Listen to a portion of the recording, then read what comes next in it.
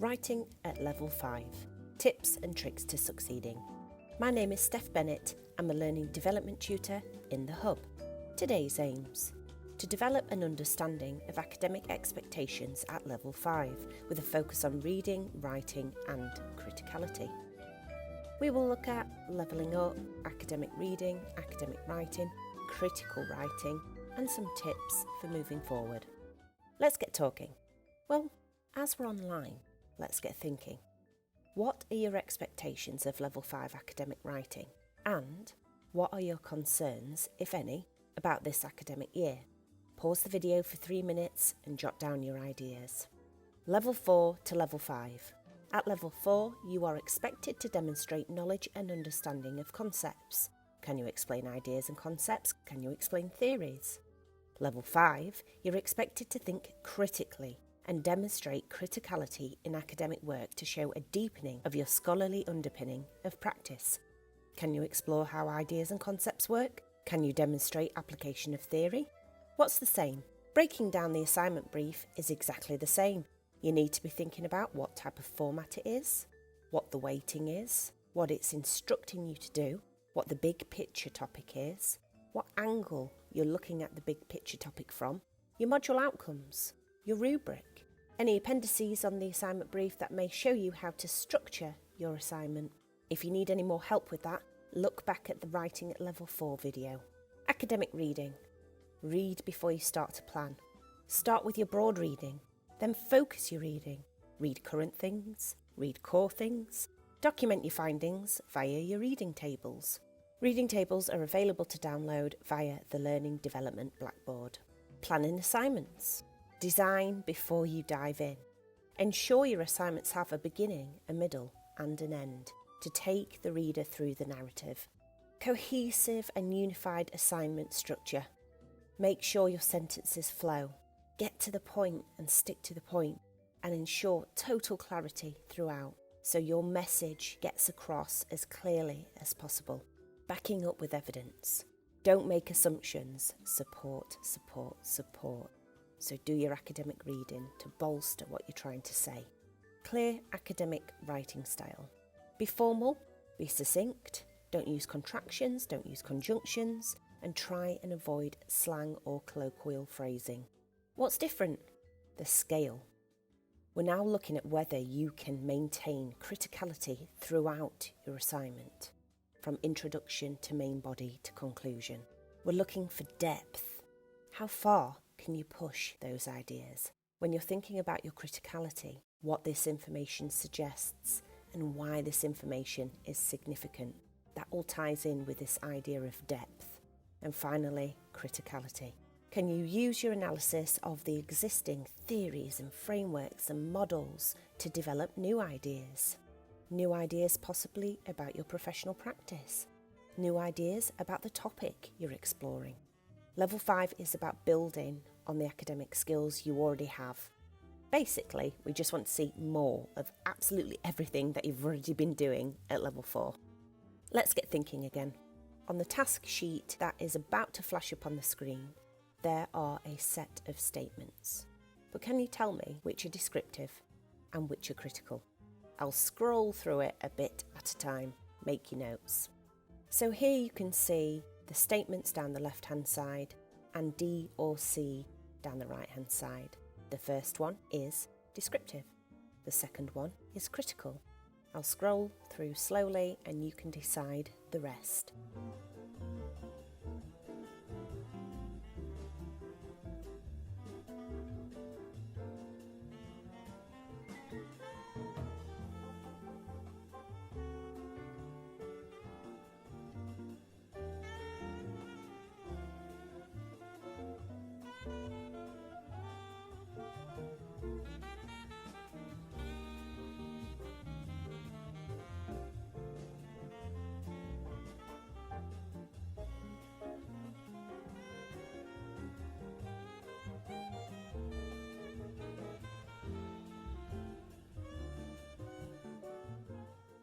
And there we have it. Did you get it right? Here are the answers. States what happened, identifies the significance of what happened.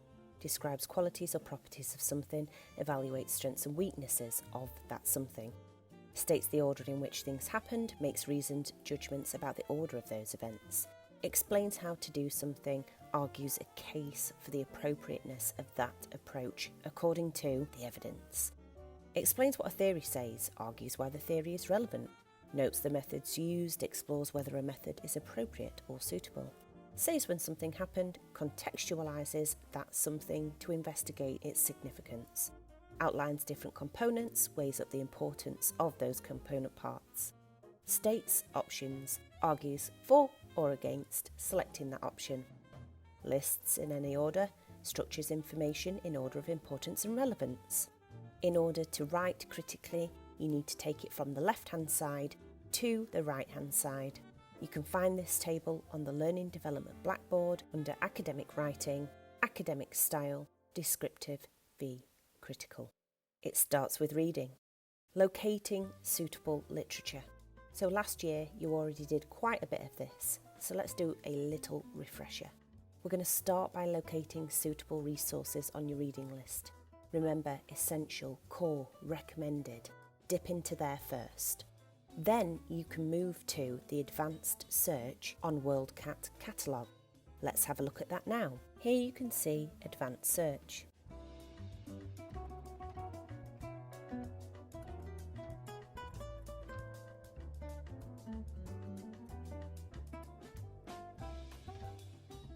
You type in your search terms. You can use the Boolean searches at the side and or, and away we go. If you need to narrow down your results, head to the left-hand side. You can choose whether you want to look at articles or books, and there are also other options, for example, the publication year.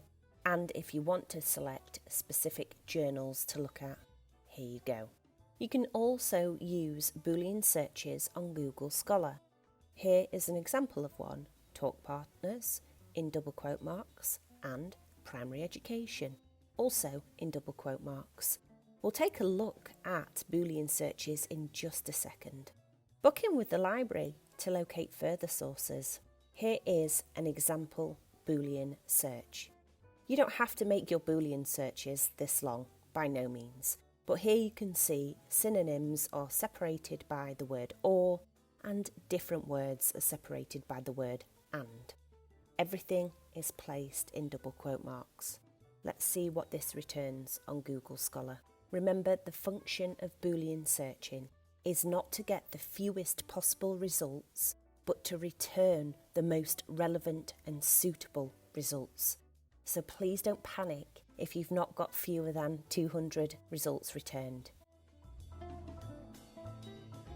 And here you can see we have returned 20,000 results, and we can change our custom range to the last 5 years if you want to look at current literature. There we go, it's narrowed it down ever so slightly, and here are your results. Then we can use the CRAAP test to select our material. This is like an evaluation tool for resources. Let's have a look at the currency of the information. Is the information current enough to explore the topic we need to explore?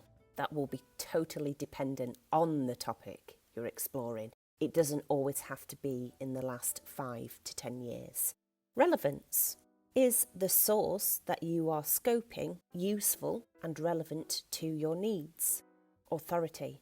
Who is the author and what authority do they have in the specialism in the field? Do they have prior publications that solidifies this? Accuracy. How reliable, truthful and correct is the content? Which sources does the author draw on to bolster their arguments and ideas? How do you know it's accurate? And finally, purpose.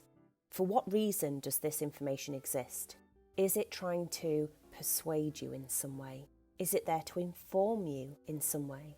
Is it arguing one side or offering a balanced discussion? Is there any implicit bias there? What is the purpose of the text? Now you should be able to narrow down the sources that you have returned via your Boolean searches. You need to be thinking, is the source suitable for close reading?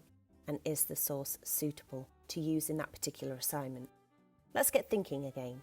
Now that you're in your second year of study, What questions do you think you should be asking of your texts to ensure that you're reading critically? Take 4 minutes and jot down your ideas. Thinking critically. So by now, you will have already established skills in academic reading. You need to be a detective. So you need to be questioning, what is this person talking about?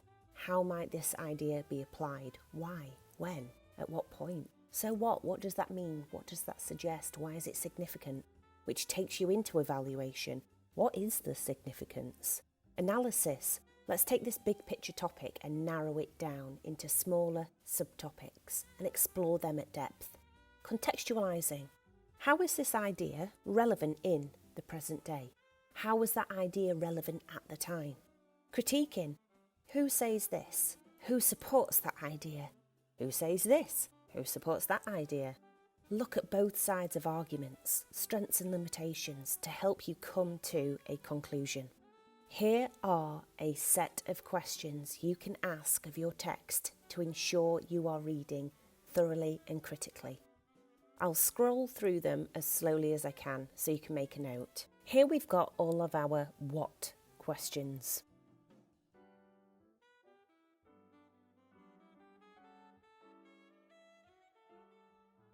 Here we have our why questions.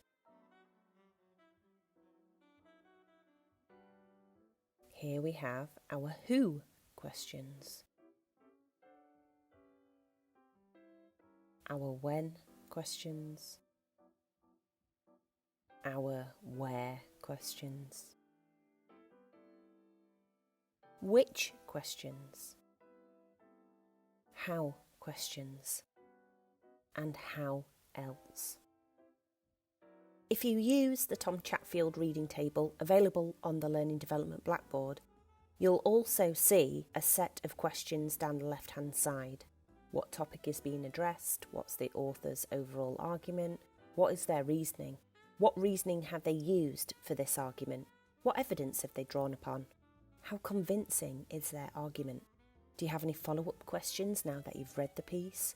Are there any direct quotes that you either want to use directly or paraphrase to stick into your work?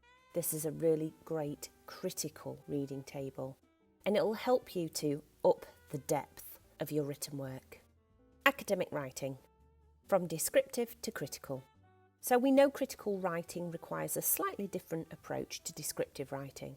Can you see the differences between the two here? Scaffolding is a technique devised by Ninio and Bruner, 1978, in which a teacher changes the level of assistance as a child becomes more familiar with a skill. Ninio and Bruner's 1978 scaffolding strategy can be effective, but could be argued to be limited by the skills of the teacher to adapt their teaching methods quickly. The first states and explains. The second evaluates, contextualises and argues. And that's exactly what you need to be doing. Never assume prior knowledge of the reader. Let's get thinking again. Which is the strongest appeal? We're thinking criticality here, we're thinking structure, we're thinking formality. And why do you think that is?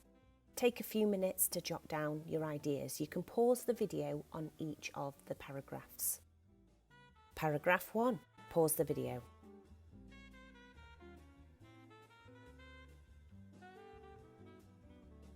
Paragraph 2. Pause the video.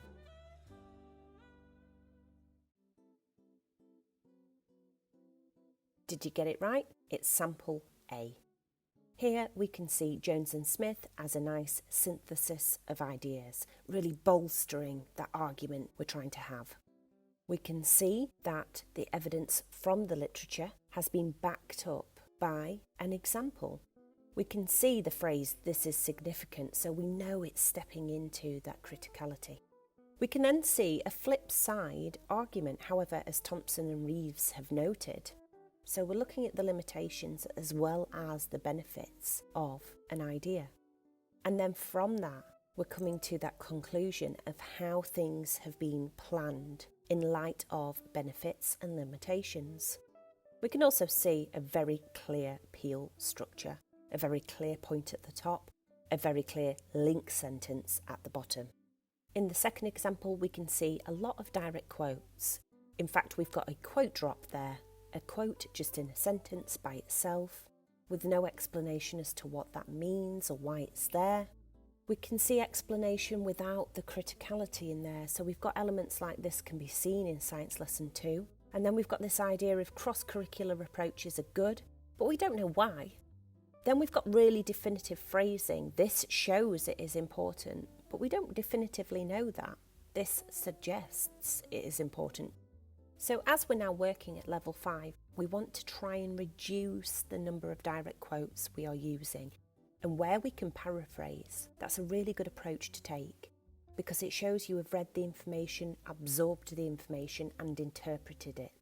So it really demonstrates that active critical reading and application of the idea. So yes, sample A is slightly stronger than this sample here, and sample A is what we're going for at level 5. Critical writing, how do I do it? Criticality in your essay structure. You can be critical in each of these portions of an assignment. In your introduction, you're going to tell the reader exactly what your essay or assignment will do. Thesis statement, this typically appears more in essays than other styles of assignment. It's basically a sentence that's going to tell your reader your argument. It's going to clearly convey the message you want to get across to the reader in that particular assignment. And that is demonstrating where your criticality will start to appear. In your conclusion, you're going to answer any questions that you had at the start. You're going to reiterate your thesis statement, that message you wanted to convey, that argument that you wanted to clearly get across to the reader. You'll have arguments throughout your assignment. These will be the main points that you want to get across. And when we're thinking in terms of Peel paragraphs, these are literally the P's, the points. You'll have flip side arguments, alternative points of view. We've just seen a little bit of that. Strengths, limitations. I think this about this. Well, I think this about this. And then you'll have supporting points. Lots of evidence and explanation for the arguments that you want to have and the counter arguments. And this is where the idea of synthesis comes in. Multiple sources backing up your ideas as you go. Peel the layers. We already know what peel is, but let's do a little bit of a refresh. Main body paragraphs, approximately 200 words. That is totally flexible. You might want to do a smaller paragraph than that, and that's absolutely fine. Only cover one point at a time, and that's how you can tell where your paragraph probably needs to break. If you've moved into something slightly different, you might be moving into a new paragraph. And we know that the P and the E are the descriptive elements and the E and the L are the critical elements. You're going to make a clear and explicit point. You're going to back it up with different types of evidence, theories and studies, maybe even experience if that's part of your course. Policies, data, stats. You're going to draw on the literature. You're going to offer a thorough explanation. What does this suggest? How might this be interpreted? Why is this significant? And you might also want to give examples at this point. Then you're going to round everything up at the end in a linked sentence. This means that the whole point of the paragraph will link back into the central theme of the overall assignment, as in that big picture topic. You might also want to allude to what the next point will be, so the narrative starts to flow. Here is an example.